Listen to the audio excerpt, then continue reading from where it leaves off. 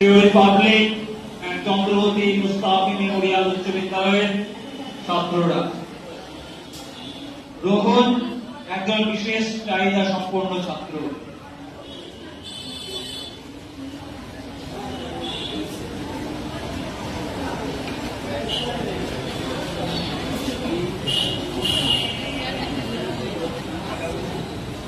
তাকে নিয়ে তার বাবা খুবই চিন্তিত।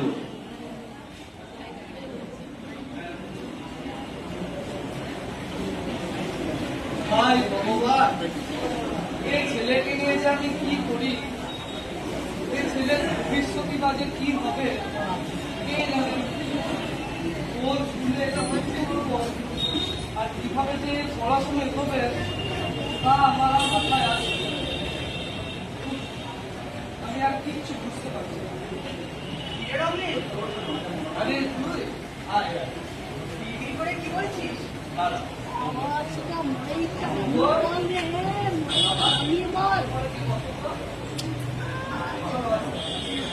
মাইকটা নামিয়ে বল।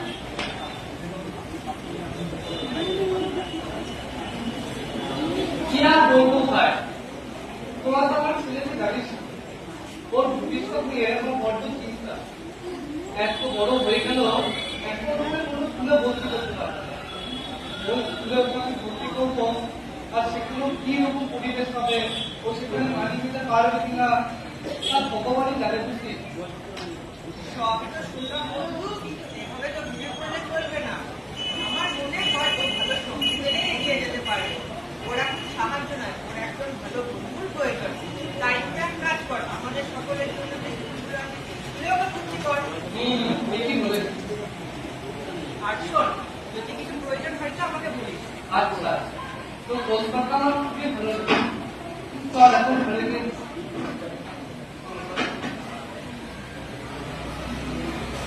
শহরে একটি বিশেষ স্কুলের প্রধান শিক্ষক মহাশয়ের পক্ষ। প্রধান শিক্ষক মহাশয় নিজের আসনে বসে এক মনে কাজ করছেন।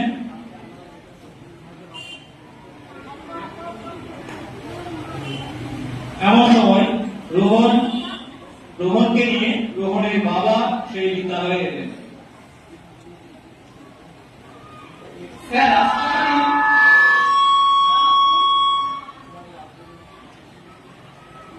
নমস্কার স্যার। আমার নাম মহেন্দ্র। আপনার স্কুলে ভর্তি করতে স্যার, আমি আপনাকে এসেছিলাম একটু ব্যবস্থা করতে খুবই উপকৃত। তোমার নাম কি? তুমি কি করতে ভালোবাসো? খেলাধুলা করো? আচ্ছা, পাশের অফিস রুম আছে, আপনি সেখানে যান। সেখান থেকে অ্যাডমিশন ফর্ম নিয়ে সেটা ফিল আপ করে জমা দিন। তারপর ওটা আমি স্কুলে ভর্তি নিয়ে নেবো। বেশ বেশ, আচ্ছা নমস্কার।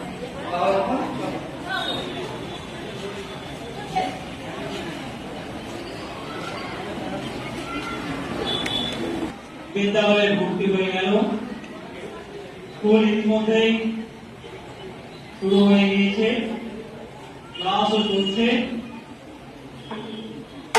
ছেলেরা মন দিয়ে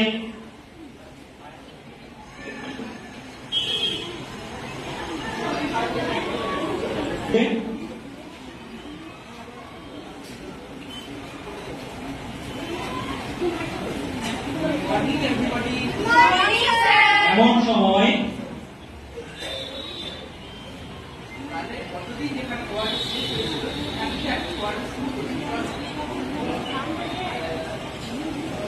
রোহনকে নিয়ে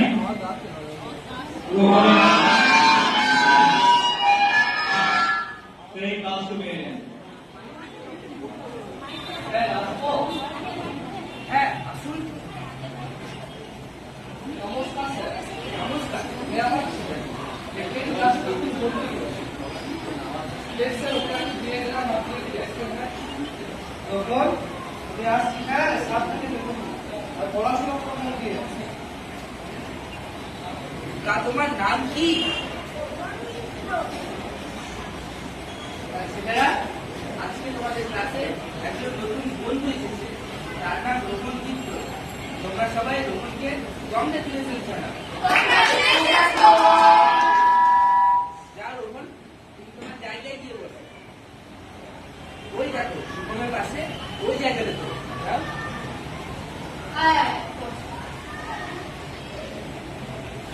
তাহলে আমরা পড়াটা শুরু করি, চলো।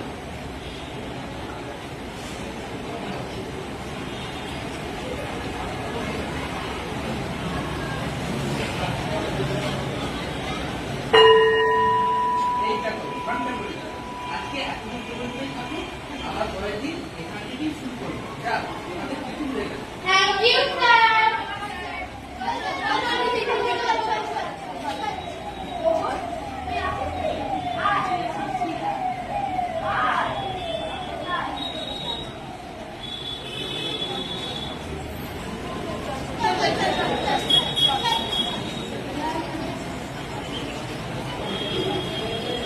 দিন পরে টিফিনের সময়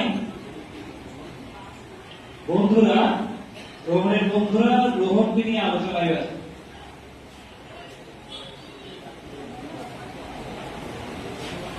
ভাই, লক্ষ্য করেছিস সেই দিনকে নতুন ছেলেরা ভর্তি হলো, সে অনেক কিছু করে না। হ্যাঁ, ঠিক বলেছিস রে।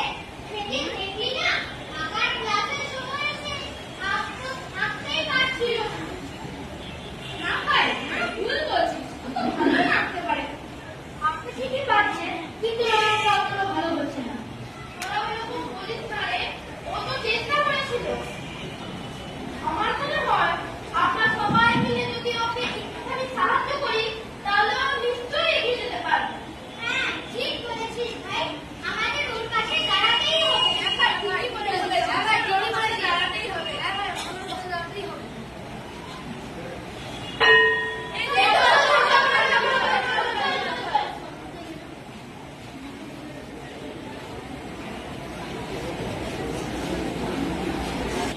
রোহনের শিক্ষা চলছে, সকল বন্ধুরা তাকে সহযোগিতা করছে, সকলের সাথে রোহন বেড়ে উঠছে। এইরকম একটি আঁকার ক্লাস।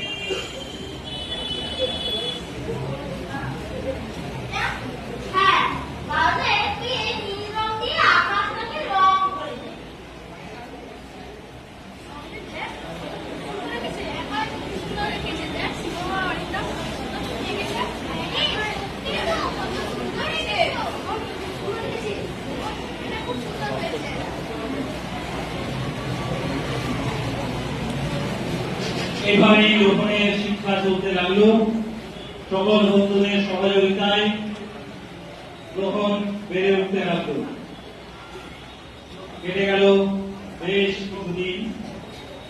ইতিমধ্যেই সারা শহর ব্যাপী একটি বসে আঁকো প্রতিযোগিতার আয়োজন করা হয়েছে।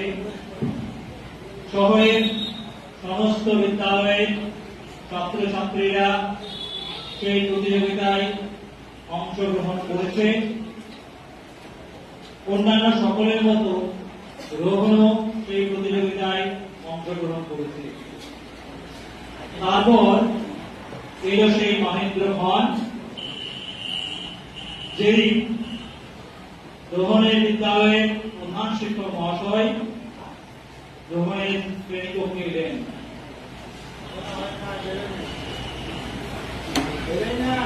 Morning sir.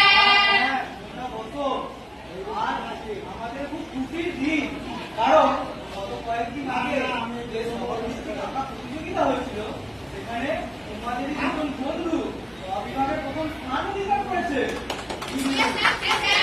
তাদের মধ্যে একজন হলো সুমন দাস, আর আরেকজন যার কথা আমরা কেউ ভাবতেও পারি না, সেই রোহন মিত্র।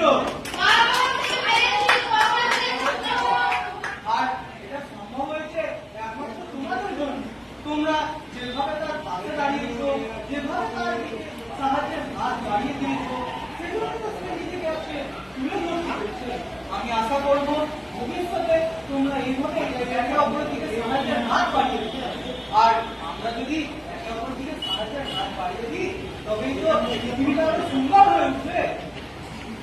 এসো এসো রোহন, আমার কাছে এসো।